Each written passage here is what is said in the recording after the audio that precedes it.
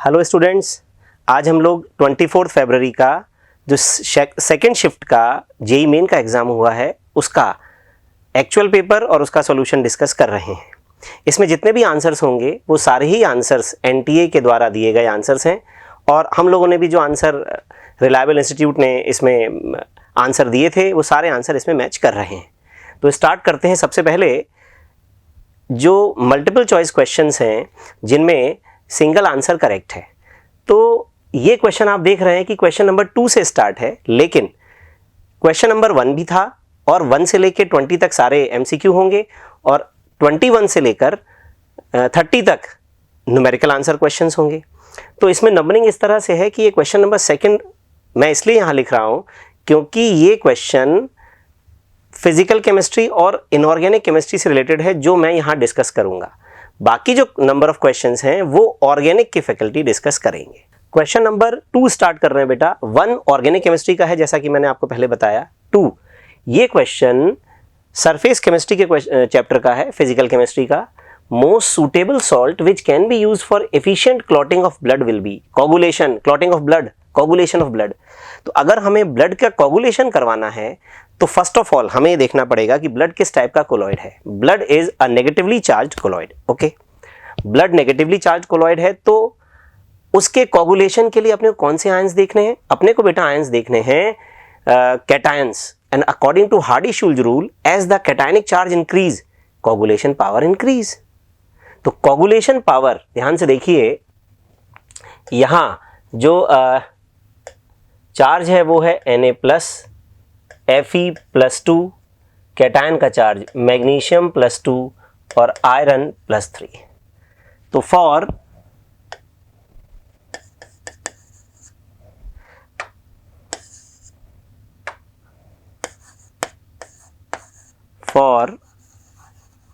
Negatively charged colloid blood एक negatively charged colloid है और उसके कोगुलेशन के लिए Na+, Fe3+, Fe2+ और Mg2+। तो सबसे ज़्यादा कोगुलेशन पावर किसकी है? Fe3+ की और सबसे कम Na+ की। तो जो बेस्ट सुटेबल रिएजेंट है वो होगा FeCl3। The answer is 4। यही आंसर रिलायबल इंस्टीट्यूट ने दिया था और यही आंसर एनटीए वालों ने दिया है। यही आंसर सही होना चाहिए। Now coming to next question.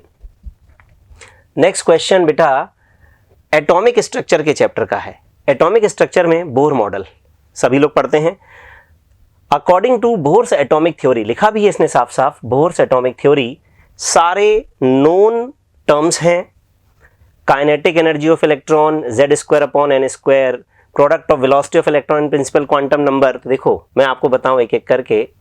सबसे पहला फर्स्ट जो है वो है काइनेटिक एनर्जी। तो kinetic energy is equal to, formula आपको याद होगा, 13.6 Z²/n²।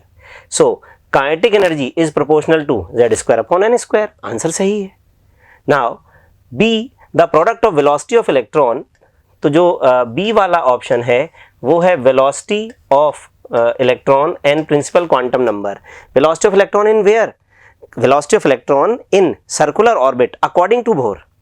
देखो हकीकत में ये ऑर्बिट और सर्कुलर ऑर्बिट ये सब नहीं है, लेकिन अकॉर्डिंग टू बोर थ्योरी तो एग्जिस्ट करते ही हैं। तो बोर थ्योरी में हम ये मानते हैं ये वाला जो फॉर्मूला है इसमें velocity is proportional to Z/n and n से इसका मल्टीप्लाई कर दिया तो it is proportional to Z। इसका मतलब ये हुआ कि ये ऑप्शन तो सही है लेकिन ये ऑप्शन गलत है। Then frequency of revolution of electron in an orbit, C option, frequency of revolution of electron. वैसे तो यहाँ लिखा है Z²/n³, लेकिन ये कैसे आएगा? ये आएगा बेटा to frequency of revolution is 1 time period. So it is 1 time period is equal to 1 time period of revolution of electron in Bohr orbit. Now time period is time taken by electron in one complete revolution, तो ये क्या होना चाहिए? One complete revolution का distance time period के लिए लिख रहा हूं। वन कंप्लीट रेवोल्यूशन का जो डिस्टेंस है वो है 2 पाई आर और स्पीड कितनी है? v। So it is v by 2 pi r, v by 2 pi r. अब v की प्रोपोर्शनलिटी और r की प्रोपोर्शनलिटी, तो v की जो प्रोपोर्शनलिटी होती है बेटा वो होती है z बाय n और r की प्रोपोर्शनलिटी होती है n square by z। So f is proportional to z square by n cube. और सी ऑप्शन में एनटीए ने जो दिया है वो दिया है z cube upon n cube, इसका मतलब सी भी गलत है। Now coulombic force of attraction on the electron is, coulombic force of attraction, coulombic force of attraction क्या होगा? Force is equal to K Z E upon R square. ठीक है, अगर मैं प्रोपोर्शनलिटी की बात करूं तो के कांस्टेंट है, ई कांस्टेंट है। Now Z upon R square, R की प्रोपोर्शनलिटी क्या होती है बेटा? N square upon Z square. देखिए क्या आ रहा है, ये आ जाएगा z cube upon n to the power 4। इसका मतलब डी ऑप्शन भी करेक्ट है। तो इन सब को देखते हुए जो करेक्ट आंसर होगा वो कौन सा होगा? 4, A and D only। Now coming to next question, coordination compound के टॉपिक का चैप्टर का क्वेश्चन है, the calculated magnetic moment spin only. Magnetic moment का जो कॉन्सेप्ट है बेटा वो केमिस्ट्री में बहुत ही इंपॉर्टेंट है और आपको बॉन्डिंग में भी पढ़ाया जाता है, एटॉमिक स्ट्रक्चर में भी पढ़ाया जाता है और साथ में कोऑर्डिनेशन कंपाउंड में भी। तो कोऑर्डिनेशन कंपाउंड में इसका यूज कर रहे हैं। सबसे पहले मैं आपको बता दूं, मैग्नेटिक मोमेंट का फॉर्मूला म्यू x प्लस 2, ये है स्पिन ओनली मैग्नेटिक मोमेंट। ये 3 स्पीशीज अपने को कंसीडर करनी है। कॉम्प्लेक्स, ठीक है, इसमें अगर हम ध्यान से देखें तो आयरन प्लस 2 है, इसमें कोबाल्ट प्लस 3 है और मैग्नीज प्लस 6 है। तो आयरन प्लस 2, सबसे पहले आयरन प्लस 2 होगा 3d6 और 3d6 का कॉन्फ़िगरेशन टेट्राहेड्रल कॉम्प्लेक्सेस के केस में, ये टेट्राहेड्रल कॉम्प्लेक्स है, Eg2,1 3d6, ये देखिए 6 इलेक्ट्रॉन्स। तो यहाँ पे अनपेयर्ड इलेक्ट्रॉन कितने हुए? x is number of unpaired electron and these are 4, these are number of unpaired electron 4। इसके बाद जो कोबाल्ट 3 प्लस है, कोबाल्ट 3 प्लस, ये कोबाल्ट 3 प्लस में कॉन्फ़िगरेशन 3d6 ही आएगा, लेकिन ऑक्सीजन डोनर कोबाल्ट 3 प्लस में स्ट्रॉन्ग लिगेंड की तरह बिहेव करते हैं और इसलिए इसका जो कॉन्फ़िगरेशन है वो आएगा T2G2,2,2। तो इसमें नंबर ऑफ अनपेयर्ड इलेक्ट्रॉन बेटा 0 है। और लास्ट में Mn+6 होता है 3d1, सिर्फ एक ही इलेक्ट्रॉन है, पेयरिंग का क्वेश्चन ही नहीं है। तो अनपेयर्ड इलेक्ट्रॉन की वैल्यू यहाँ आएगी 1 और आप इन तीनों को इस फॉर्मूले में अगर यूज़ करेंगे तो ये वैल्यू अकॉर्डिंगली आ जाएगी ऑप्शन नंबर 2 के अकॉर्डिंग, 4.9, 0 एंड 1.7। क्वेश्चन नंबर 7 देखिए बच्चों, ये क्वेश्चन फ्लेम टेस्ट पर बेस्ड है और फ्लेम टेस्ट आपको पता है एस ब्लॉक के कैरेक्टरिस्टिक प्रॉपर्टी है। एस ब्लॉक के जो एलिमेंट्स हैं उनके क्लोराइड्स फ्लेम में रखने पर फ्लेम को कैरेक्टरिस्टिक कलर देते हैं। ओब्वियसली कलर आपको याद होना चाहिए। इसमें लिथियम, सोडियम, रुबिडियम और सीजियम दिए हैं। लिथियम, सोडियम, रुबिडियम और सीजियम, ये जो एलिमेंट्स हैं ये एल्कली मेटल के एलिमेंट्स हैं। इनके कलर लिथियम का क्रिम्सन रेड, सोडियम का येलो, रुबिडियम का रेड वॉयलेट और सीजियम का ब्लू।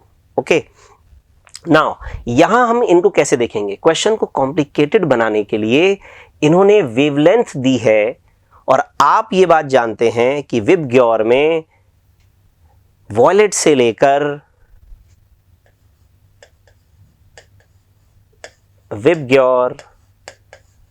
वॉयलेट से लेकर और रेड तक लैम्डा बढ़ता है, वेवलेंथ बढ़ती है। तो यहाँ पे crimson red, yellow, red violet और ब्लू की वेवलेंथ सबसे कम होनी चाहिए। तो ब्लू की वेवलेंथ अगर सबसे कम होनी चाहिए तो इसकी जो मैचिंग है ये हमें फर्स्ट के साथ लगानी होगी, क्योंकि सबसे कम वेवलेंथ इसी की है। उसके बाद अगर हम देखें तो RBCl रेड वॉयलेट कलर पे है तो रेड कलर ये आ जाएगा। उसके बाद NaCl गोल्डन येलो और लिथियम क्रिम्सन रेड। तो रेड और येलो में आप देख सकते हैं रेड जो है इसका वेवलेंथ ज़्यादा होगा as compare to yellow. Accordingly हम ये सोच के कि भाई विबग्योर में वेवलेंथ बढ़ती है, हम इन वेवलेंथ को लगा सकते हैं। लेकिन आपको ये तो पता ही होना चाहिए इसमें कि कौन सा एलिमेंट कौन सा कलर देता है। तो इसके हिसाब से अगर हम देखें तो आंसर आएगा फोर्थ, ए सेकेंड मतलब LiCl 670.8 और बी फोर्थ, बी यानी NaCl 589.2। Now coming to next question. Next question बेटा मेटलर्जी के टॉपिक का है। इसमें कुछ एलिमेंट्स और उनके कुछ ओर्स के नाम दिए हैं और उस नाम के अकॉर्डिंग आपको ये चूज करना है।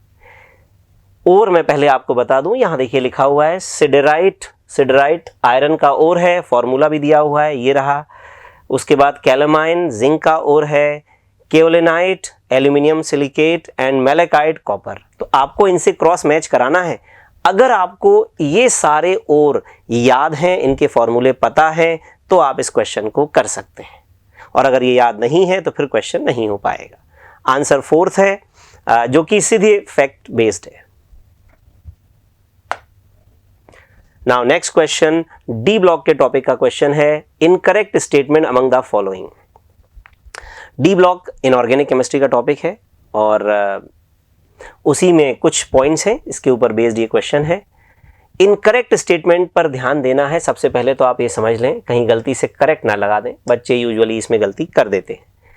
VOSO4 is a reducing agent. First है VO2 प्लस SO4 2-, ये V5 प्लस में जाना चाहेगा तो VO2 प्लस एक रिड्यूसिंग एजेंट की तरह बिहेव करता है, क्योंकि वेनेडियम में +5 स्टेबल है।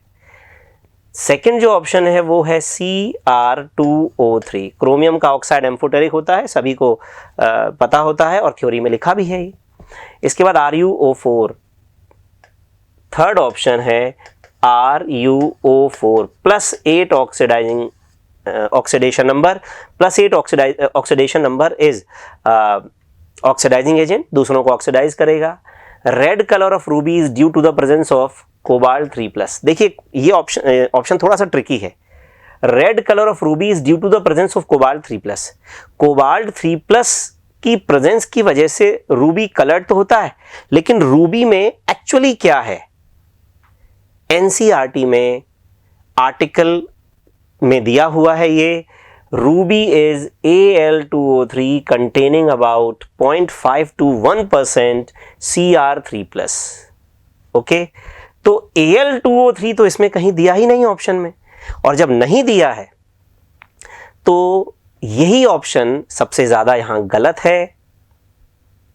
तो इन्होंने क्या किया है NTA वालों ने कि क्वेश्चन में जो स्टेटमेंट है वो आधा दे दिया, पूरा तो दिया ही नहीं, इसलिए गलत हो गया। तो इसको देख के हमें समझ में आ रहा है कि red colour of ruby is due to the presence of cobalt 3+। Where it should be present? It is present in a crystal of Al2O3, जिसके ऑक्टाहेड्रल वॉइड्स में ये क्रोमियम 3+ आयंस रैंडमली डिस्ट्रीब्यूटेड होते हैं और तब ये रेड कलर का दिखता है। Got it? तो इसका इनकरेक्ट ऑप्शन जो होगा वो होगा fourth. Next, the correct shape and I bond angles respectively I3- ion, I3-, chemical bonding topic का क्वेश्चन है। I3-, ओके, इसमें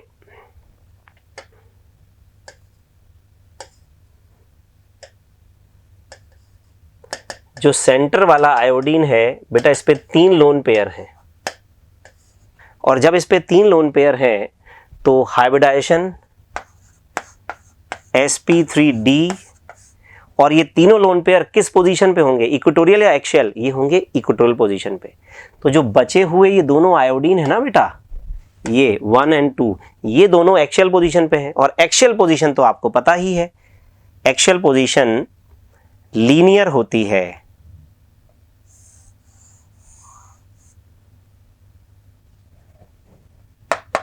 1 2 3, ये तीनों तो हो गए बेटा। ये तीनों जो रेड कलर से मैंने शो किया है, ये इक्वेटोरियल प्लेन है और आयोडीन तीनों लीनियर है। तो आई आई आई बॉन्ड एंगल ये हो जाएगा बेटा लीनियर, और इसका जो शेप है वो हो जाएगा, ये bond angle 180 and shape is linear. So answer is here, correct answer is 4। Next question assertion reason type question है। इस तरह के क्वेश्चंस कभी कभी ये ऑब्जेक्टिव के फॉर्म में बना के पूछ लेते हैं। Given below are 2 statements, one is labelled as assertion A and the other is labelled as assertion B, reason B. ठीक है, तो ये क्वेश्चन बेटा हाइड्रोजन के टॉपिक का क्वेश्चन है। Hydrogen and its compound 11th class के एनसीईआरटी में है, थियोरेटिकल टॉपिक है, याद करना होता है। Assertion A, hydrogen is the most abundant element in the universe. ठीक है, हाइड्रोजन यूनिवर्स में सबसे ज़्यादा अबंडेंट एलिमेंट है, धरती पर भी फ्री नहीं है लेकिन वाटर के फॉर्म में है, कंपाउंड्स के फॉर्म में है। उसके अलावा कई सारे प्लैनेट्स हैं, स्टार्स हैं जिन पर हाइड्रोजन होती है, हाइड्रोजन का कंबशन होता है और वो स्टार्स से हीट और लाइट निकलती है। तो hydrogen is the most abundant element in the universe, but it is not the most abundant gas in the troposphere. Earth के चारों तरफ ट्रोपोस्फेयर में ये मोस्ट एबंडेंट गैस नहीं है, क्योंकि ये लाइट होने की वजह से अर्थ की ग्रेविटी इसको ट्रोपोस्फेयर में कैरी नहीं कर पाती है। लाइट गैस है, डिफ्यूज हो जाती है, उड़ जाती है। अगर ये हैवी होती तो ट्रोपोस्फेयर में होती, तो ट्रोपोस्फेयर में वही गैसेस होती हैं जिनका मोलर मास ज़्यादा होता है। इसलिए असर्शन ट्रू है, रीजन भी ट्रू है और रीजन करेक्ट एक्सप्लेनेशन भी है। Factual based question.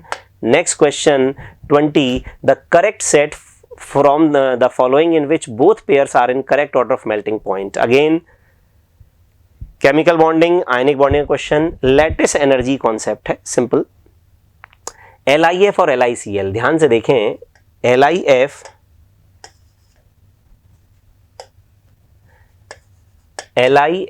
और LICL में F माइनस और Cl माइनस में Cl माइनस का साइज बड़ा है, और जब साइज, चार्ज तो सेम है, तो जब साइज बड़ा है तो लैटिस एनर्जी LIF की ज़्यादा होगी और LICL की कम होगी, और क्योंकि इसकी लैटिस एनर्जी ज़्यादा होगी इसका मेल्टिंग पॉइंट भी ज़्यादा होगा। सेकंड वाले में क्या पूछा है, MgO और NaCl, MgO NaCl, NaCl में +1 -1 और इसमें 2 + 2-। ऑब्वियसली इसमें चार्ज फैक्टर बहुत ज़्यादा है और इसलिए MgO की लैटिस एनर्जी NaCl से बहुत ज़्यादा, और जब इसकी लैटिस एनर्जी ज़्यादा तो इसका मेल्टिंग पॉइंट भी ज़्यादा। लैटिस एनर्जी जितनी ज़्यादा होती है मेल्टिंग पॉइंट उतना ही ज़्यादा होता है आयनिक कंपाउंड्स में। ये हम लोग डिस्कस कर रहे हैं। नेक्स्ट, अब हम लोग आ रहे हैं बेटा न्यूमेरिकल आंसर्स क्वेश्चन पे, जिनमें आपको न्यूमेरिकल आंसर देना है, लेकिन एनटीए वालों ने पेपर के स्टार्टिंग में ही ये बात लिख दी थी कि आपको नियरेस्ट इंटीजर फॉर्म में आंसर देना है। यहाँ पे भी 2 से स्टार्टिंग है, आप समझ ही गए, क्योंकि जो फर्स्ट क्वेश्चन है वो ऑर्गेनिक का है। Among the following allotrope form of sulphur the number of allotropic forms which will show paramagnetism. Sulphur का कौन सा फॉर्म पैरामेटिक होता है? ध्यान से देखें, सल्फर का एक फेमस स्ट्रक्चर है क्राउन स्ट्रक्चर। इसमें ये सारे सल्फर ही होते हैं, लेकिन अगर हम किसी एक सल्फर पे ध्यान दें तो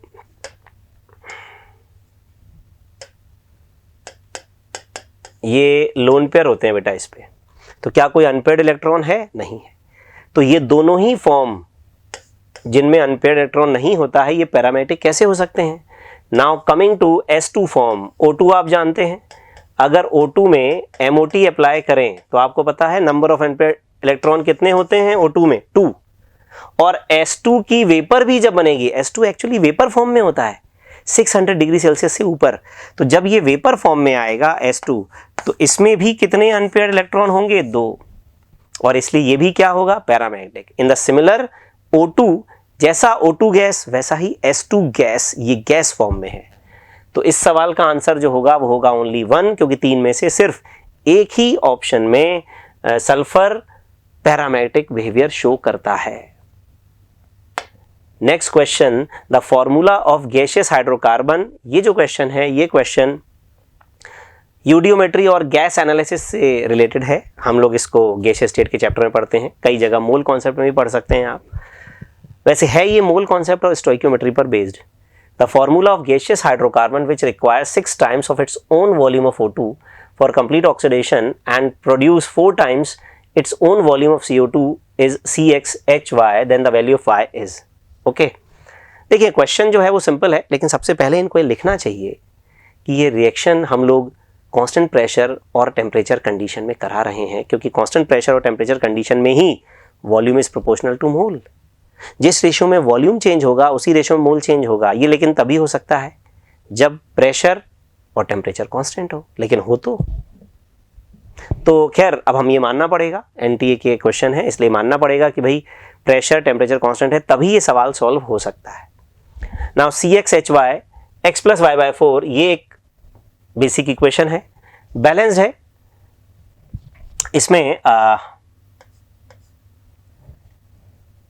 ये दिया है कि एक हाइड्रोकार्बन है गैसियस और 6 times oxygen require 6 times of its own volume of O2, यानी अगर CxHy का वॉल्यूम V है तो ऑक्सीजन 6V लगेगा, पहली बात, ठीक है। तो जरा ध्यान से देखें, volume of CxHy upon volume of O2 required is equal to 1/x + y/4 होना चाहिए, और ये बेटा 1/6 है, तो x + y/4 is equal to 6। एक इक्वेशन तो ये बन गई। नाउ सेकेंड इक्वेशन, CxHy के हिसाब से xCO2 बनता है, volume of CO2 upon volume of compound is equal to 4/1। ठीक, ये है x/1। तो बेटा इन दोनों को अगर सॉल्व करेंगे तो x की वैल्यू तो 4 आ गई, और x की वैल्यू 4 यहाँ सब्स्टिट्यूट करेंगे तो y की वैल्यू 8 आ जाएगी, और आपसे पूछा भी क्या है, y, तो आंसर क्या होगा, 8। Now coming to next question, the volume occupied by 4.7 gram of acetylene gas at 50 degree Celsius and 740 millimetre mercury pressure is rounded off to the nearest integer. PV = nRT का simple question है, लेकिन calculation tough है। अभी NTA वाले चाहते हैं कि भाई आप कैलकुलेशन अच्छी करना सीखें, जबकि आज आपके पास कैलकुलेटर मोबाइल सब होता ही है, लेकिन फिर भी आप अच्छी कैलकुलेशन करें, ठीक है, ऐसा ये चाहते हैं। वॉल्यूम ऑक्यूपाइड क्वेश्चन फंडामेंटली बहुत ही सिंपल है, कैलकुलेशन मिस्टेक तो क्वेश्चन गलत हो सकता है, आंसर गलत हो सकता है। The volume occupied bye 4.75 gram of acetylene gas, acetylene gas is C2H2। आपको इसके लिए PV = nRT लगाकर वॉल्यूम निकालना है। तो प्रेशर की जो वैल्यू होगी वो होगी 740/760। ये प्रेशर बेटा मैंने ATM में यूज़ किया। वॉल्यूम हमें कैलकुलेट करना है जो कि लीटर में हमें मिल जाएगा। मोल कितने आएंगे, मोल आएंगे 4.75/26। 26 is the molar mass. R की वैल्यू क्वेश्चन में दी है 0.0826, बहुत ही मज़ेदार, और T की वैल्यू क्वेश्चन में है 50 degree Celsius 273, it is 323 kelvin. तो ये सारी वैल्यूज़ आप सब्स्टिट्यूट करेंगे, राउंड ऑफ करके आंसर निकालेंगे, 5 लीटर आंसर आएगा, and you have to fill your answer as 5। Then next C6H5 solution के चैप्टर का क्वेश्चन है, सॉल्यूशन एंड कॉलिगेटिव प्रॉपर्टी, और कॉलिगेटिव प्रॉपर्टी पर ही बेस्ड है। एक कॉलिगेटिव प्रॉपर्टी होती है बेटा डिप्रेशन फ्रीजिंग पॉइंट, उसका क्वेश्चन है, ठीक है। देखिए C6H6 फ्रीजेज एट दिस, सबसे पहले सॉल्वेंट का actual freezing point 5.5 degree Celsius है। The temperature at which a solution of C4H10 in benzene freeze, ये आपसे सॉल्यूशन का फ्रीजिंग पॉइंट पूछ रहा है, ठीक है। Formula delta TF is equal to KF into M। KF question में दिया हुआ है 5.12। अब आपको मोलैलिटी की वैल्यू इसमें सब्स्टिट्यूट करनी है। तो मोलैलिटी क्या होगी भाई, देखिए मोलैलिटी होता है मोल ऑफ सॉल्यूट पर किलोग्राम ऑफ सॉल्वेंट। तो बेटा 10 ग्राम दिया है तो सॉल्यूट के मोल हो जाएंगे 10 अपॉन इसका मोलर मास 58, C4H10 58, और ये बेटा 200 ग्राम बेंजीन में है तो किलोग्राम में 0.2। दिस इज योर से 50/58। ये वाली जो वैल्यू है ये वैल्यू है मोलैलिटी की। आपने मोलैलिटी और KF को रखा तो ये आ गया बेटा 4.41। डेल्टा TF की वैल्यू 4.41 डिग्री सेल्सियस आ गई। तो फ्रीजिंग पॉइंट ऑफ सॉल्यूशन होगा 5.5 जो कि freezing point of pure solvent है, minus depression 4.41, it is 1.09 degree Celsius. और अब ध्यान से देख लें, आपको अगर नियरली इंटीग्रल फॉर्म में आंसर देना है तो आंसर 1 सब्स्टिट्यूट किया जाएगा। 1 फिल करेंगे, 1.01 आ रहा है, इसका नियरेस्ट इंटीजर 1 होगा। Next question, the magnitude of the change in oxidizing power of this. Electrochemistry chapter का क्वेश्चन है, बढ़िया क्वेश्चन है and one of the good question electrochemistry का जो NT वालों ने यहां रखा है। MnO4 minus and Mn2 plus का एक कपल है, इसकी ऑक्सीडाइजिंग पावर कितनी चेंज होगी? तो मैं आपको बता दूं, रिडक्शन पोटेंशियल जितना ज़्यादा होता है किसी भी कपल का, उसकी ऑक्सीडाइजिंग पावर उतनी ही ज़्यादा होती है। तो बेसिकली ऑक्सीडाइजिंग पावर का चेंज आपसे पूछ रहा है, इसका मतलब ये RP का चेंज पूछ रहा है, रिडक्शन पोटेंशियल का। तो सबसे पहले तो आपको बैलेंस्ड इक्वेशन लिखनी पड़ेगी इस कपल के लिए, MnO4 minus Mn2 plus, MnO4 minus Mn2 plus 8H plus 5E और दिस, ये इसकी नर्स्ट इक्वेशन है। Now the point is, Nernst equation से आप रिडक्शन पोटेंशियल निकालेंगे। तो PH नॉट PH, इसमें इन्होंने H प्लस कंसंट्रेशन दिया है। तो अगर H प्लस की कॉन्सेंट्रेशन 1m है तो E1 equal to E0 is the SRP 0.059 upon 5 log, ठीक है। वाटर लिखना नहीं है, Mn2 प्लस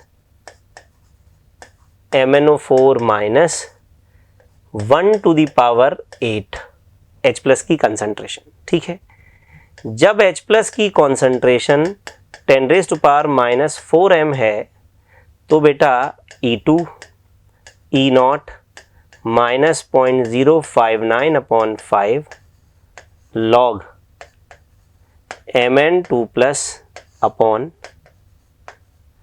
MnO4 माइनस और 10 raise to power minus 4 to the power 8। Obviously आप H प्लस इसमें ये वाली वैल्यू सब्स्टिट्यूट करेंगे तो E2 की वैल्यू E1 से छोटी आएगी। तो सिंपल जो ये,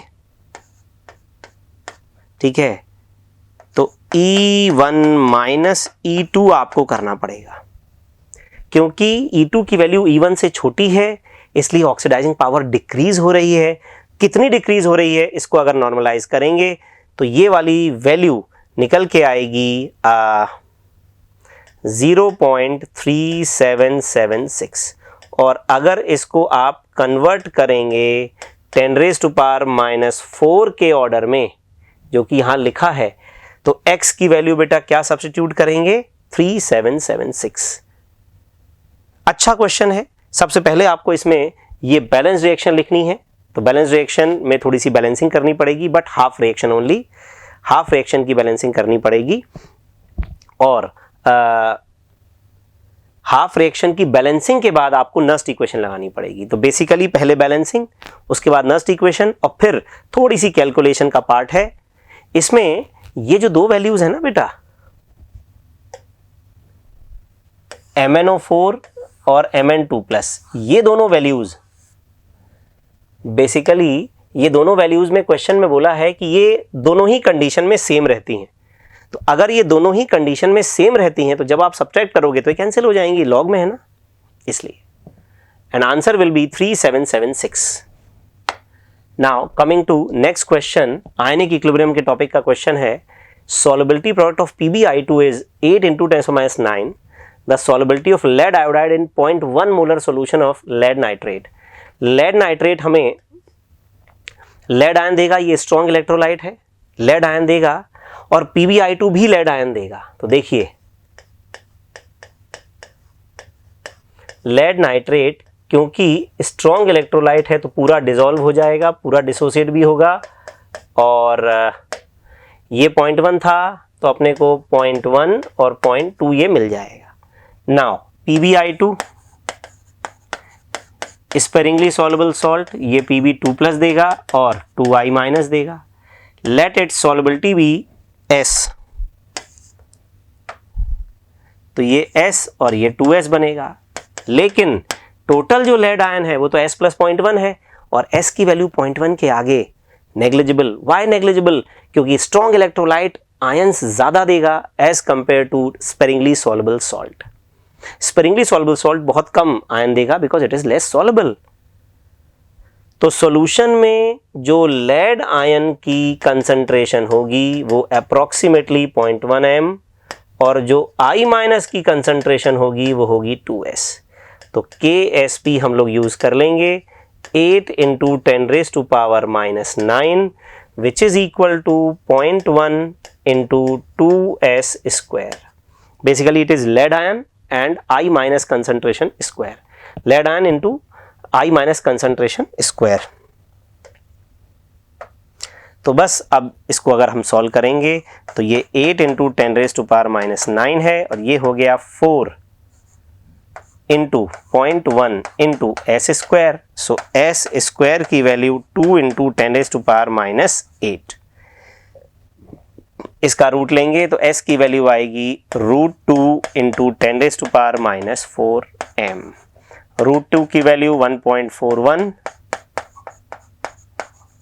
इसने बोला है क्वेश्चन में ही एक आपको डेटा को सिंपल करने के लिए कि भाई x × 10⁻⁶ है। ये देखिए, तो अगर x × 10⁻⁶ है तो अगर इसको 10⁻⁻6 में कन्वर्ट करना है तो ये 141 होगा और आपको x ही सब्स्टिट्यूट करना है तो 141 आंसर आएगा। √2 की वैल्यू इसने दी हुई है क्वेश्चन में। Question number 8, sucrose hydrolyses in acidic solution, chemical kinetics का क्वेश्चन है, into glucose and fructose following first order rate law with a half life this. After 9 hours the fraction of sucrose remaining is f। देखो एक point आपको बताया जाता है कि अगर टाइम हाफ लाइफ के टर्म्स में लिखा जाए, टाइम को अगर हाफ लाइफ के टर्म्स में लिखें तो कुछ टाइम के बाद कितना फ्रैक्शन बचेगा। तो अगर एक हाफ लाइफ देखें तो हाफ हो जाता है, 2 हाफ लाइफ के बाद देखें तो 1/4 यानी 1/2 हो जाता है, 3 हाफ लाइफ के बाद देखें तो 1/2 हो जाता है, एंड सो ऑन। अगर n हाफ लाइफ के बाद देखें तो नंबर ऑफ 1/2 हो जाता है। तो ये जो फ्रैक्शन है बेसिकली ये 1/2 होगा अगर n number of half life है। तो बेटा n की वैल्यू ये आपने निकाली 9r/2.33। 9r is the total time, ये रहा। आफ्टर 9r पूछ रहा है और हाफ लाइफ 3.33, इट इज 2.7। 1/2 है, लेकिन आपसे पूछ रहा है log 10 1/f की वैल्यू। तो log base 10 1/f यानी log 2.7। तो बेटा ये log ये वाली जो वैल्यू है ये वाली वैल्यू हो जाएगी 2.7 log 2 और log 2 ये बेस 10 है और इसने अपने को ln2 और ln10 की वैल्यू दी है, तो ये हो जाएगा बेटा 2.7, इट इज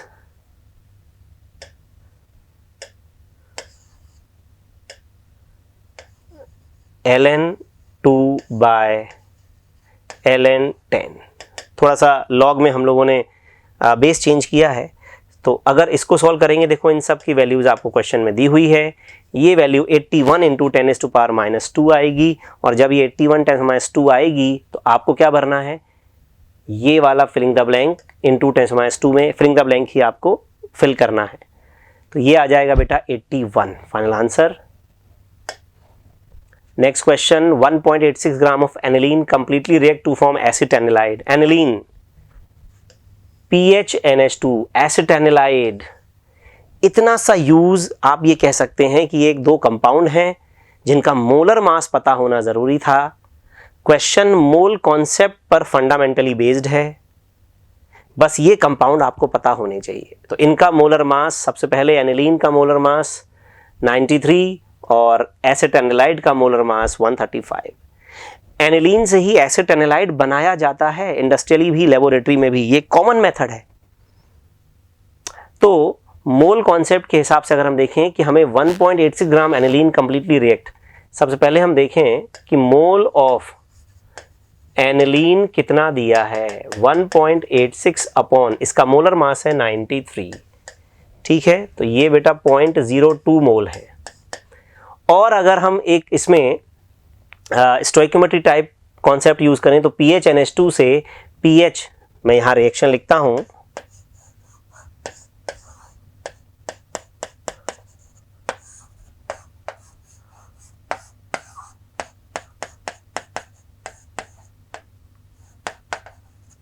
ये बेटा एसिटानिलाइड है। अब ध्यान से देखो, इसमें एक बेंजीन रिंग है, ये एक बेंजीन रिंग है, तो 1:1 ही तो हो सकता है।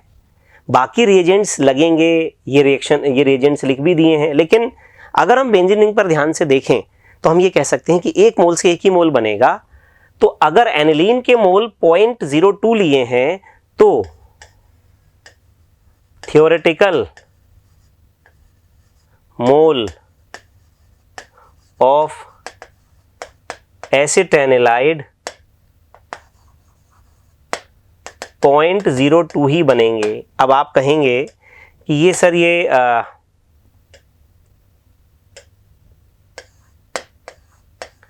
अब आप सोचेंगे कि सर ये थ्योरेटिकल मोल का क्या मतलब है। यस, क्योंकि इसने बोला है amount of acetanilide obtained after purification आपको बताना है, और प्योरिफिकेशन में 10% प्रोडक्ट लॉस हो गया।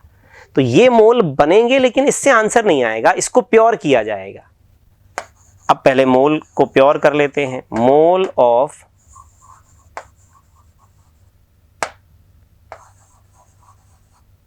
एसिटानिलाइड after purification,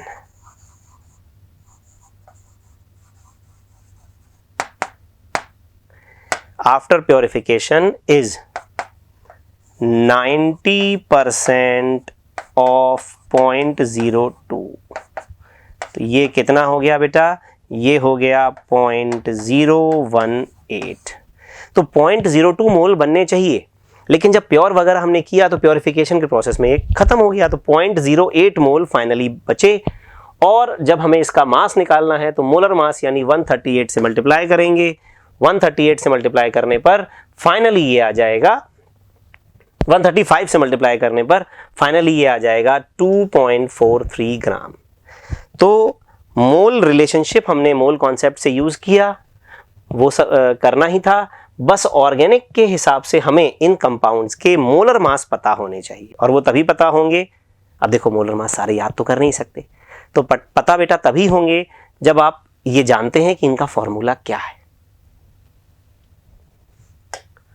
now coming to 10th question, और ये क्वेश्चन इस पेपर का लास्ट क्वेश्चन है। ज़्यादातर अगर हम देखें न्यूमेरिकल 2 से लेके 10 तक तो फिजिकल और इनऑर्गेनिक के हिसाब से ही आए हैं। Assuming ideal behavior, the magnitude of log K for the following reaction at 25 degree Celsius. Reaction दी हुई है, ये रही 3C2H2 C6H6 एक रिएक्शन है। उसमें आपसे log K यानी इक्विलिब्रियम कांस्टेंट log K की वैल्यू पूछ रहा है, डेल्टा GF दिए हुए हैं, तो delta G naught reaction is equal to minus RT log minus RT ln K, minus RT ln K। इसको अपने को सॉल्व करना है, कैलकुलेशन थोड़ी ज़्यादा है ही। सबसे पहले तो आप डेल्टा G नॉट निकालें, तो डेल्टा G नॉट निकालने के लिए delta G naught reaction is equal to delta G naught F C6H6 minus 3 times delta G naught F C2H2, क्योंकि इसके 3 मोल्स हैं। तो total Gibbs free energy of formation of benzene minus total Gibbs free energy of formation of acetylene, total मतलब 3 मोल के लिए आ जाएगा ये वाली देखो वैल्यूज यहां दी हुई हैं, इनको हम यूज करेंगे तो ये आएगा माइनस 4.88 10⁵ जूल, ये वैल्यू आ गई। अब इसको आप ये जो इक्वेशन है इसमें सब्स्टिट्यूट कर दीजिए, तो सब्स्टिट्यूट करते हैं, माइनस 4.88 10⁵ माइनस 2.303 इंटू R की वैल्यू 8.314, टेम्परेचर की value 25 degree Celsius, 298 log K। ये 2.303 का फैक्टर कहाँ से आया? 2.303 का फैक्टर आया जब हमने ln K को log बेस 10 K में कन्वर्ट किया, और ये log बेस 10 ही है। जब आप इसको सॉल्व करेंगे तो log K की वैल्यू 85.52 आएगी, और इसको 10⁻⁻1 के फॉर्म में आपको कन्वर्ट करना है।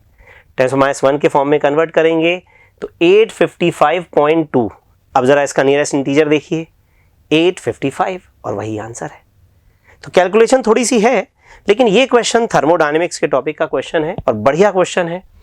इसमें सबसे पहले तो ये कॉन्सेप्ट लगाया डेल्टा G नॉट रिएक्शन कैसे निकालेंगे, जो कि Gibbs free energy of formation से आ जाएगा, और उसके बाद जो फॉर्मूला है इक्विलिब्रियम कांस्टेंट का वो हमने लगाया minus RT ln K is equal to delta G naught reaction. तो ये दोनों फॉर्मूले यूज करके आंसर निकाला है। बढ़िया क्वेश्चन है, थर्मोडायनेमिक्स का पेपर का लास्ट क्वेश्चन है, और बाकी का सेक्शन ऑर्गेनिक में डिस्कस होगा। Okay, thank you. हेलो बच्चों, आज हम बात करने वाले हैं जेईई मेंस सॉल्यूशन में ऑर्गेनिक केमिस्ट्री की। पेपर 24 Feb 2021 इवनिंग स्लॉट में जो हुआ है, हम बात कर रहे हैं बेटा क्वेश्चन नंबर 1 ऑर्गेनिक केमिस्ट्री में। क्वेश्चन क्या है? नाइट्रोबेंजीन से डाइब्रोमोबेंजीन कैसे बनाओगे? ध्यान दीजिएगा, नाइट्रोबेंजीन से डाइब्रोमोबेंजीन। बेटा यहां पे सबसे पहली बात है कि आपको ब्रोमीन को मेटा पे लाना है, यानी मेटा डायरेक्टिव ग्रुप चाहिए। NO2 आप कैसा ग्रुप है बेटा? यहाँ पे डीएक्टिवेट ग्रुप कर रहा है, डीएक्टिवेटेड ग्रुप है, और ये -M लगा रहा है। तो यहां पे आप सबसे पहले क्या करेंगे बच्चों?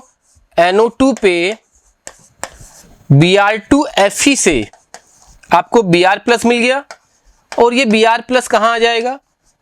नाइट्रो ग्रुप के मेटा पोजीशन पे।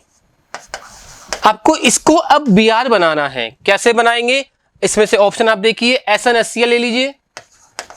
SnHCl मेटल का HCl के साथ रिडक्शन करेंगे, NO2 ग्रुप कन्वर्ट हो गया NH2 ग्रुप में। बच्चों अब फिर हम यहां पे क्या करने वाले हैं? NaNO2HCl। याद कीजिए आपको कुछ बातें, 1 डिग्री अमाइन जो है वो N2+ में कन्वर्ट हो जाएगा। यहां पे हमने इसको N2+ Cl- और यहां पे ब्रोमीन। बच्चों अब अगला स्टेप CuBr। CuBr आपको याद है बेटा, सेंडमियर रिएक्शन, गटरमैन रिएक्शन, N2 हट जाएगा और ब्रोमीन ग्रुप आ जाएगा। इस टाइप से 1,3 डाइब्रोमो बेंजीन हमें मिल जाएगा। तो करेक्ट आंसर होगा बेटा सेकंड। यस बच्चों, ये जो क्वेश्चन कह रहा है इसमें आप ध्यान दीजिएगा, हेलोबेंजीन की रिएक्शन करवा रहा है न्यूक्लियोफाइल के साथ। आपको पता है बेटा, जब हम बात करते थे SN2AR की, मतलब एडिशन एंड एलिमिनेशन रिएक्शन, आपको याद होना चाहिए इसके अंदर ऑर्थो और पैरा पे जो हैलोजन लिविंग ग्रुप है उसके ऑर्थो और पैरा पे अगर -M ग्रुप लगे होंगे तो रिएक्शन फास्ट हो जाएगी। जितने ज्यादा -M ग्रुप होंगे ना उतनी ही बढ़िया रिएक्शन होगी। मैं आपको थोड़ा बताता हूं बेटा इसमें क्या हो रहा है। अगर हम किसी भी बेंजीन के हैलोजन पे पैरा पे अगर मैंने NO2 लगा दिया तो न्यूक्लियोफाइल जो अटैक करेगा ना बेटा वो इस कार्बन पे अटैक करता है। लेकिन आपको ये पता है कि इस Cl का निकलना इतना आसान नहीं है, क्योंकि ये Cl जिस कार्बन से अटैच है उस कार्बन का हाइब्रिडेशन आपको पता होना चाहिए बेटा क्या है, sp2। तो sp2 होने की वजह से इसमें पार्शियली डबल बॉन्ड करैक्टर है। तो बेटा यहां पे क्या होगा, ये वाला जो पार्ट है ना इसके अंदर जो डबल बॉन्ड बने हुए हैं, ये न्यूक्लियोफाइल जब अटैक करेगा तो ये वाला ग्रुप यहां आएगा।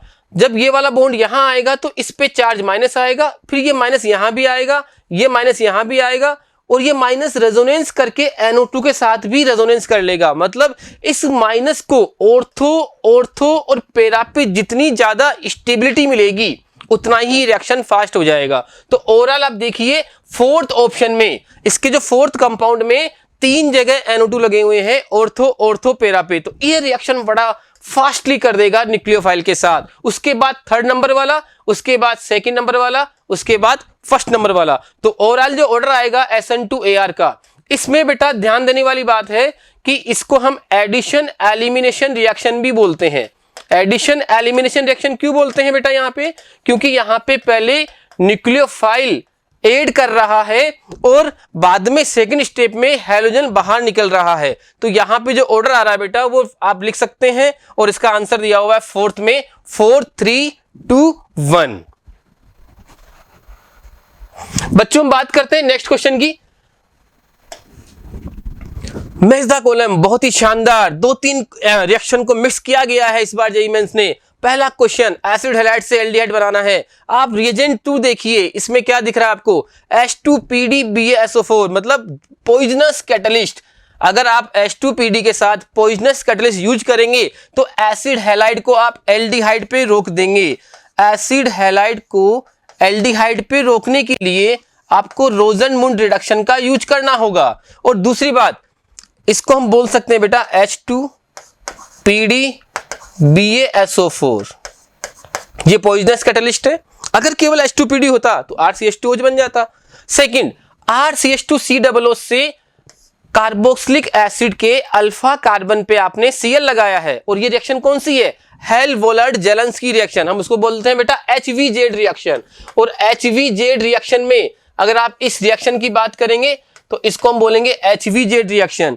और HVZ रिएक्शन के लिए जो रिएजेंट होगा ना बेटा, वो रिएजेंट क्या होगा, वो रिएजेंट आपको लेना होगा Cl2 रेड फॉस्फोरस H2O, जैसा कि आप जानते भी हैं। तो B के लिए हो गया 4th, A के लिए हो गया बेटा आपके पास में 2nd, B के लिए हो गया बेटा आपके पास 4th, C में क्या कर रहा है बेटा, ये RCONH2RNH2, मतलब अमाइड से एक कम कार्बन का अमाइन बन रहा है। और ये कौन सी रिएक्शन है, हाफमैन ब्रोमाइड रिएक्शन, Br2NaOH। मतलब C के लिए आपको लेना होगा बेटा फर्स्ट, एंड D के लिए, D क्या कर रहा है, RCOCH3, मतलब एल्डिहाइड और कीटोन का CO कन्वर्ट हो रहा है CH2 में, आप इसके लिए यूज करेंगे 3rd, यानी क्लीमेंसन रिडक्शन। यानी बेटा इसका ऑप्शन आ गया A2 B4 C1 D3। तो आप इसमें ऑप्शन टी कीजिएगा 3rd, क्वेश्चन का आंसर होगा बेटा 3rd। हम बात कर रहे हैं नेक्स्ट क्वेश्चन की, क्वेश्चन नंबर 8। ये क्वेश्चन कर रहा है कि कौन से कंपाउंड में आप अल्काइन पे अगर एडिशन करवाएंगे बेटा, कोई भी अल्काइन हो उस पे अगर आप HgSO4 एंड डाइल्यूट H2SO4 लेंगे तो ये मार्कोनी-कोप के अकॉर्डिंग पानी ऐड करेगा। पानी का 1 मोल जोड़ना बेटा, और फिर यहां पे आप जैसे मार्कोनी-कोप के अकॉर्डिंग पानी जोड़ेंगे तो इसको देना H, इसको देना OH। तो उस केस में बेटा यहां आ गया OH, double bond CH2, then tautomerism कर लीजिए बेटा, और ये बन गया आपके पास RCOCH3। तो प्यारे बच्चों, मेन बात ये है कि अगर आपको पानी का मॉलिक्यूल ऐड करवाना है और मार्कोनी-कोप के अकॉर्डिंग एडिशन करवाना है तो आपको यह ध्यान रखना होगा कि ये कीटोन बनेगा। अब क्वेश्चन पढ़िए, which one of the following carbonyl compound can not be prepared by addition of water on alkyne the presence of HgSO4, मतलब कौन सा कार्बोनिल कंपाउंड आप प्रिपेयर नहीं कर सकते पानी जोड़ने पर।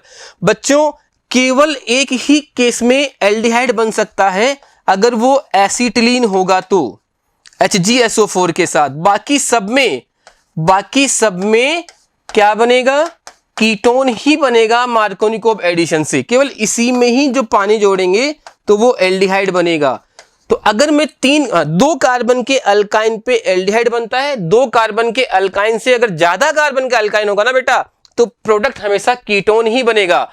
तो आप देखिए 3 कार्बन का एल्डिहाइड ये पॉसिबल नहीं है, क्योंकि 3 कार्बन का अल्काइन अगर आप लोगे तो कीटोन बनेगा। यहां पे 2 कार्बन का एल्डिहाइड बन सकता है और ये कीटोन बन रहा है, ये कीटोन बन रहा है, मतलब एल्डिहाइड ये वाला पॉसिबल नहीं होगा। तो इसका आंसर होगा बेटा 3rd। बच्चों बात करते हैं नेक्स्ट क्वेश्चन की। पॉलीमर से क्वेश्चन आया है। इन पॉलीमर बूना एस किसको इंडिकेट करेगा बेटा? बूना एस किससे मिलके बनता है? 1,3-ब्यूटाडाइन प्लस स्टाइरीन। बूना एस जो है 2 अलग अलग मोनोमर से मिलकर बनता है, इसको बोलते हैं ब्यूटा 1,3-डाइन, ब्यूटा 1,3-डाइन, और ये है बेटा आपका स्टाइरीन। इन दोनों से जो मिलेगा वो बूना एस कहलाएगा। और क्वेश्चन क्या पूछ रहा है कि एस किसको इंडिकेट करता है? बड़ी सिंपल बात है, एस इंडिकेट करेगा स्टाइरीन को। Sulphonation wrong, strength wrong, sulphur wrong, styrene. तो बेटा इसका आंसर होगा 4th। बच्चों बात करते हैं अब नेक्स्ट क्वेश्चन की। बहुत ही बढ़िया, फिर आ गया आपके सामने रिडक्शन ऑक्सीडेशन। नहीं, इसमें केवल रिडक्शन है। आपको देखना है बेटा इसमें कि इस ग्रुप को CH2 में कन्वर्ट किया गया है। आप देखिए which of the following reagent, आपको अल्कीन पिक्स रखना है। NaBH4 अगर आप लेंगे बेटा तो NaBH4 अल्कोहल बना देगा, तो ये आंसर नहीं आएगा। अगर आप यहां पे NH2 लेंगे बेटा, वोल्फ-किश्नर रिडक्शन, वोल्फ-किश्नर और क्लीमेंसन क्या करते हैं? एल्डिहाइड और कीटोन के CO को CH2 बनाते हैं। तो यहां पे केवल एल्डिहाइड का कीटोन जो है वो एल्डिहाइड और कीटोन के CO को CH2 बनाते हैं। यहां कीटोन कन्वर्ट हो रहा है CH2 में, तो CH2 आप केवल इसी में ही ऑप्शन में यूज करेंगे। H2 निकल अगर आपने ले लिया तो वो डबल बॉन्ड को भी सिंगल बॉन्ड में कन्वर्ट कर देगा और इसको अल्कोहल बना देगा। रेड फॉस्फोरस आप जानते हो अल्केन बनाने में यूज आता है। तो द बेस्ट ऑप्शन जो इस कन्वर्जन के लिए सूट हो रहा है वो है बेटा 2nd। Question number 11। बच्चों ये क्वेश्चन जो है 12th NCERT में से है। चैप्टर जो फेमस है chemistry in everyday life. Mains में फेमस चैप्टर कौन कौन से बेटा? Environmental chemistry, chemistry everyday life, some basic principle, environmental chemistry, ये सारे चैप्टर जो हैं आजकल फेमस हो रहे हैं और इनमें से क्वेश्चन थोड़े लैंग्वेज NCERT में से लैंग्वेज टू लैंग्वेज क्वेश्चन आ रहे हैं। बच्चों इसके बारे में बात करें, ये वैलियम जो है, ये आपके सामने जो वैलियम है बेटा, ये ट्रंक्विलाइजर है। मॉर्फिन एनाल्जेसिक है बेटा, मॉर्फिन, हेरोइन, कोडीन, ये एनाल्जेसिक होते हैं। तो मॉर्फिन का जो मैच करवाएंगे, ए का जो मैच करवाएंगे बेटा 4th से, बी का जो मैच करवाएंगे 3rd से।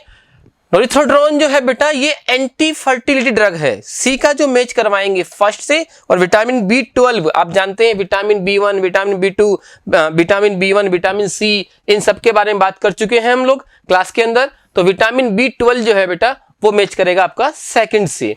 तो जो आंसर आएगा बेटा आपका 2nd होगा। बच्चों बात करते हैं नेक्स्ट क्वेश्चन की। क्वेश्चन नंबर 13 कह रहा है कि कौन नॉन एरोमेटिक कंपाउंड है। इसमें बहुत ही सिंपल क्वेश्चन है और ये सभी करीब करीब बड़ा इजीली बच्चे इसका जवाब दे देंगे, क्योंकि आप जानते हैं कि फर्स्ट कंपाउंड में ये वाला जो कार्बन है वो sp3 हाइब्रिडाइज है और sp3 हाइब्रिडाइजेशन है, इसका मतलब ये नॉन एरोमेटिक हो गया। इसके पास ऑक्सीजन के पास ये फ्यूरेन है बेटा, और फ्यूरेन में ऑक्सीजन के पास लोन पेयर है, वो लोन पेयर रेजोनेंस करके इसमें 6 पाई इलेक्ट्रॉन ला रहा है, ये एरोमेटिक है। ये कंपाउंड आपके पास में एरोमेटिक है क्योंकि इसमें 2 पाई इलेक्ट्रॉन है, आप इसको जानते ही हैं, इसका नाम एंथ्रासीन है बेटा।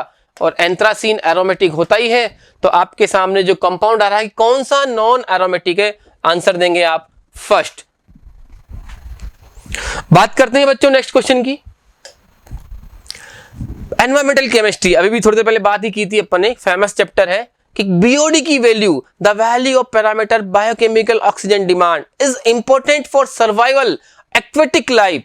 इसके लिए जो कहा गया है statement 2, the optimum value of BOD is 6.5 ppm। बेटा मैंने क्लास में भी कई बार बोला है कि आप बीओडी की वैल्यू का ध्यान रखिए। क्लीन वाटर के लिए बीओडी का वैल्यू कितना होना चाहिए और डर्टी वाटर के लिए, पोल्यूटेड वाटर के लिए बीओडी का वैल्यू कितना होना चाहिए, हम क्लास में भी कई बार बात कर चुके हैं। तो बेटा मैंने कहा था कि 5 ppm से कम होगा तो क्लीन वाटर के लिए होगा और पोल्यूटेड वाटर के लिए 17 ppm से ज्यादा होना चाहिए।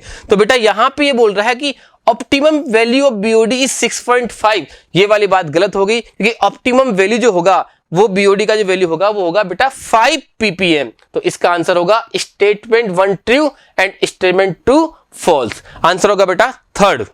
बच्चों बात कर रहे हैं क्वेश्चन नंबर 19 की। क्वेश्चन नंबर 19 बेटा बहुत ही फेमस टॉपिक से आया है, एरोमेटिक कंपाउंड। क्वेश्चन कह रहा है कि डायज़ोनियम सॉल्ट, बेटा डायज़ोनियम सॉल्ट कौन बनाएगा? 1 degree aromatic amine, 1 degree aromatic amine ही NaNO2 HCl के साथ, NaNO2 HCl के साथ टेम्परेचर आपको पता होना चाहिए 0 से 5 डिग्री सेंटीग्रेड, एनसीईआरटी में लिखा हुआ है बेटा। ये आपके सामने बन गया बेंजीन डाइएजोनियम क्लोराइड। अब इसको अगर आपको अटैच करवाना है किस पे? बीटा नैप्थोल पे। तो बीटा नैप्थोल क्या होता है बेटा? ये क्वेश्चन आपको याद होना चाहिए, अगर आपने एडवांस के क्वेश्चन किए हैं प्रीवियस ईयर में तब भी ये क्वेश्चन आ चुका है। तो यहां पे अगर नैप्थोल में आपने बेसिक मीडियम यूज करना होगा और अब ये जो N2+ है बेटा वो इसकी अल्फा पोजीशन पे आ जाएगा और यहां पे कलर डाई आपको मिल जाएगा। तो क्वेश्चन क्या कर रहा है कि कौन सा कंपाउंड कलर डाई देगा? तो कलर डाई देने के लिए बेटा केवल एरोमेटिक 1 डिग्री अमाइन होना चाहिए। तो आपका आंसर होगा बेटा इसमें थर्ड। न्यूमेरिकल क्वेश्चन है बेटा, क्या कह रहा है कि किस अमाइन को आप गैब्रियल सिंथेसिस से, गैब्रियल सिंथेसिस से, कैन बी सिंथेसिस, किस अमाइन को आप गैब्रियल थैलेमाइड से बना सकते हैं? आपको पता होना चाहिए बेटा गैब्रियल थैलेमाइड में क्या होता है, 1 डिग्री अमाइन आप बना सकते हैं, लेकिन उसमें हिंट दिया हुआ है कि एरोमेटिक 1 डिग्री अमाइन आप नहीं बना सकते। बेटा ये एलिफेटिक 1 डिग्री अमाइन है, यहां बेंजीन लगा हुआ तो है, लेकिन आप इसको एनिलीन नहीं बोल सकते। इसको बना सकते हैं, इसको बना सकते हैं, इसको बना सकते हैं, बट इसको नहीं बना सकते, क्योंकि गैब्रियल थैलेमाइड में क्या होता है दोस्तों, थैलिक एसिड से बनता है थैलामाइड। ये बेटा आपके पास में थैलामाइड है।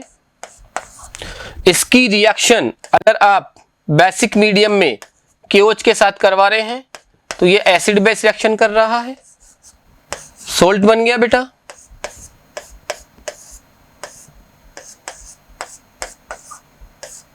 N पे माइनस, फिर आप यहां पे बेटा अल्काइल हैलाइड लेते हैं, अल्काइल हैलाइड लेते हैं RCH2X।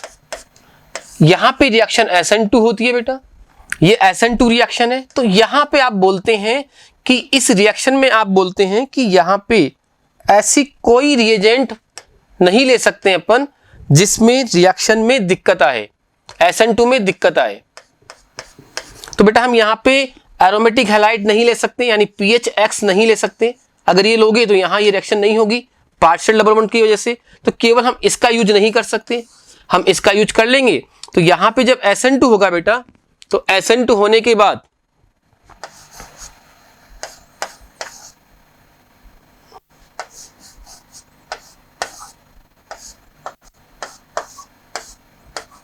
यहां पे N पे आ गया आपका CH2R। फिर इसका हाइड्रोलिसिस कर दीजिए, ये टूट जाएगा, यानी RCH2NH2 बन जाएगा। यहां पे हाइड्रोलिसिस पे टूट जाएगा। तो आप यहां पे एरोमेटिक अमाइन यानी PHNH2 नहीं बना सकते। तो इसका आंसर होगा बेटा थर्ड। तो न्यूमेरिकल क्वेश्चन है, कह रहा है कौन कौन से अमाइंस आप बना सकते हैं? तो A, B और C बना सकते हैं। तो इसका हमें आंसर देना होगा थर्ड।